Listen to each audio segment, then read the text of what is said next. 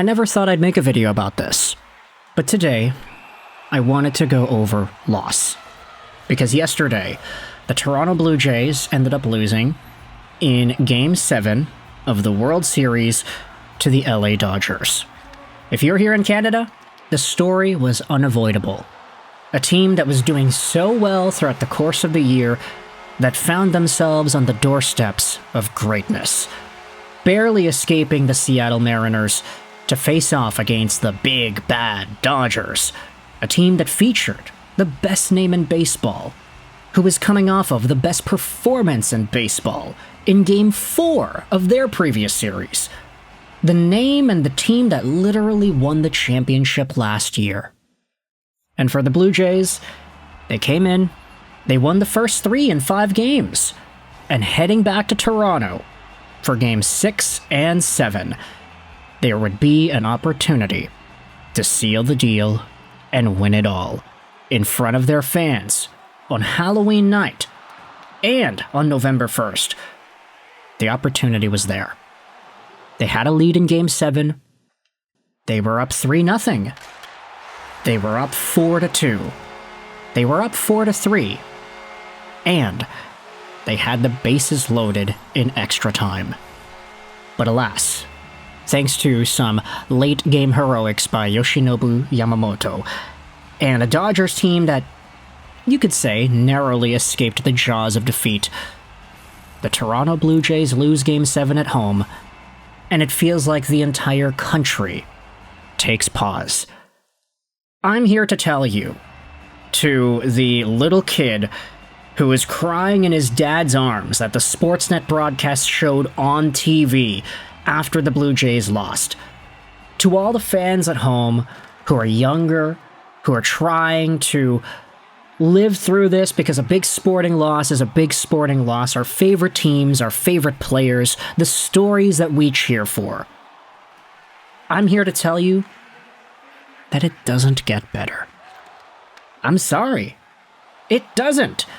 Not until your team goes out there and wins the whole darn thing are the feelings of loss and heartbreak and indignation, those feelings are never gonna go away.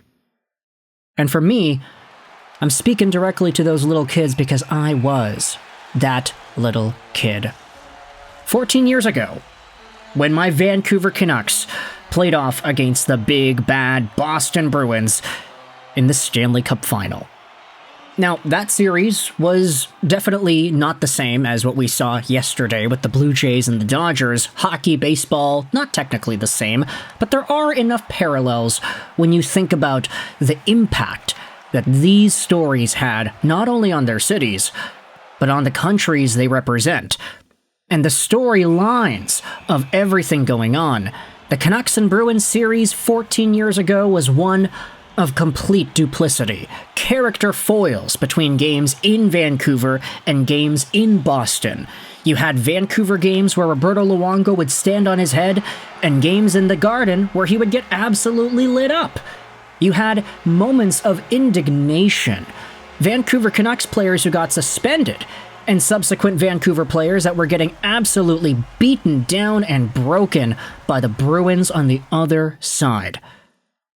But alas, Vancouver had a lead in the series. They were up 3-2 going back to Boston. They lose in Boston. It's coming back to Vancouver. And they have an embarrassing loss in Game 7 on home ice in front of their fans. You can chalk it up to a number of things. You can say it was not fair because the Boston Bruins had a player whose dad was an NHL executive who would supposedly influence the refereeing. You could say it was unfair because Tim Thomas might have been using pads that were too big and illegal. You can talk about the officiating swaying one way. You can talk about the physicality of the series. But at the end of the day, the result is still the result. And for Blue Jays fans who are stumbling across this video, I know you can say the same thing about what happened in this series. Maybe not specifically officiating or injuries, but hey, that's a dumb rule, man. The ball gets lodged underneath the padding and the play's blown dead. in a moment that would have allowed the Blue Jays to capture the title at home, had the ball just been off by an inch. You're going to talk about a bounce, you're going to talk about a decision, you're going to talk about Addison Barger trying to run to third when he probably shouldn't have.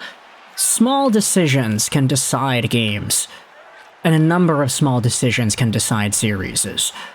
And whether or not you believe what the Sportsnet broadcasting crew guy was saying at the end of the broadcast, call it sour graping, but I don't give a crap. And he didn't use the word crap, he used the other one. But I feel like the better team didn't win tonight. That sentiment, I think, is not unfair, and I think it's very well within our rights as human beings to express it, to feel it, to believe it.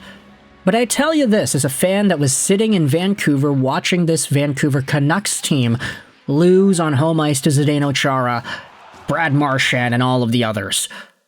Until your team goes out there and actually seals the deal and wins, that feeling that, oh man, they should have had it. Those suffocating thoughts that if things just gone a little bit differently, everything else would have changed. The what-ifs, the shoulda, coulda, wouldas, those, they never get better. And now, I'm unfortunately going to sit here and say that for Toronto Blue Jays fans, until this team goes out there and wins, which they can in the future, young team, talented team. I learned more about baseball in the past 2 weeks than I've learned in the past 2 decades, if I'm going to be honest. I was not really into this sport up until the Seattle Mariners series, and I only did that to cheese my friends because my friends are Mariners fans. But seeing how this sport and this story of a team that came into the spotlight, seeing how this story took over the gosh darn country, to the point that NHL games weren't even really the main focus anymore. We were watching the Canucks, but honestly, like, nobody here in my city was paying attention to the gosh darn Canucks. They're all talking about the Blue Jays. People in my personal life that I know that care a lot about hockey, they love the Canucks, they don't give a rat's ass about baseball. They're watching the games. They're watching the Blue Jays games.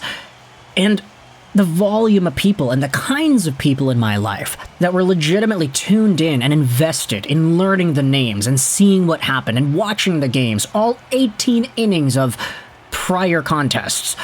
Everybody in my personal life that shifted from being hockey fans or basketball fans or whatever to actually paying attention to the gosh darn Toronto Blue Jays, that signals to me that this was a story for the ages, going up against a team that was champions from last year, and they have the best player in baseball who pitched and hit the best baseball game out of one individual human being of all time in the previous series against the Brewers. A guy who was shaky, admittedly, in this Game 7. Shohei Ohtani was not at absolute peak form, which is reasonable. You know, the games where he does both, they don't always go like that Game 4 against Milwaukee. But either way, leave it to Yoshinobu Yamamoto to seal the deal, and for Vladimir Guerrero Jr. to be oh so few yards away from the entire series turning upside down.